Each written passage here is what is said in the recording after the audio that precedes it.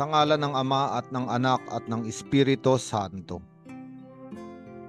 Ang ating ebanghelyo ay mula kay San Mateo, Kabanata 23, talata 23 hanggang 26. At sa ebanghelyong ito ay patuloy na itinutuwid ni Jesucristo ang mga tagapagturo ng kautusan at ang mga Pariseyo, at ang kanyang mga salita, dahil ito ay katotohanan, ito ay masakit, at ito ay malakas.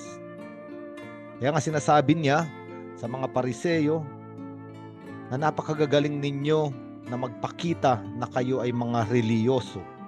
Nagbibigay kayo ng ikapu. Sinasala ninyo ang mga kulisap upang hindi mahalo sa inyong inumin. Ngunit kinakalimutan ninyo ang pinakamahalagang turo sa kautusan. At ano ba ang pinakamahalagang turo sa kautusan? Ito ay ibigin ang Diyos at ibigin ang kapwa. Kaya nga nagpatuloy si Jesus, kahabag-habag kayo mga tagapagturo ng kautusan at mga Pariseyo, mga mapagpaimbabaw. Nililinis ninyo ang labas ng tasa at pinggan, ngunit ang mga iyon ay puno ng kasakiman at pagiging makasarili. At ito ang dahilan kung bakit paimbabaw ang Pariseyo. Bakit ang pinagkakaabalahan ng isang Pariseyo, ang pinag-uubusan niya ng oras, ay umukit ng magandang larawan at imahe sa harapan ng tao, gamit ang mga gawaing reliyoso at para bang makadiyos. Ngunit ang totoo ay sinabi ni Jesucristo sa loob ng mga Pariseyong ito ay kasakiman at pagiging makasarili.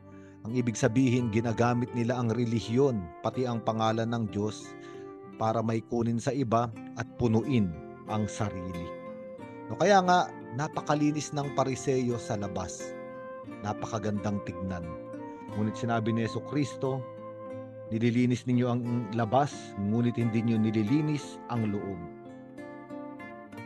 Sabi niya, linisin muna ang nasa loob ng tasa at magiging malinis din ang labas nito. Ang ibig sabihin, iba ang pagkatao ng Pariseyo sa harap ng kapwa, pero iba rin siya sa kanyang totoong kalooban. Isang tao na may dalawang pagkatao. Iba ang sinasabi sa bibig, iba ang laman ng puso. Iba ang kinikilos na panlabas, iba ang intensyon ng damdamin. Ang Pariseyo ay isang taong hati.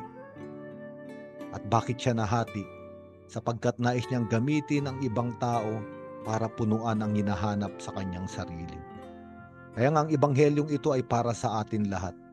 Tayo ay inaanyayahan ng Diyos na totoo, ayusin, alagaan, pagandahin, linisin ang ating katawan, ang panglabas nating buhay.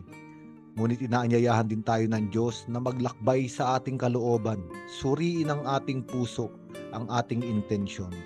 At kung may makita man tayo roong marumi, pagkakamali, kasalanan o maling intensyon, isa lamang ang paraan para linisin ang mga iyon. Sa ating simbahan ay meron tayong sakramento ng pagbabalik loob o ang tinatawag nating kumpisal. Linisin ang nasa loob upang maging malinis din ang nasa labas. Sapagkat ang tinitignan ng Diyos ay hindi ang panglabas na anyo natin. Ang tinitignan ng Diyos ay ang ating puso. Sa ngalan ng Ama at ng Anak at ng Espiritu Santo.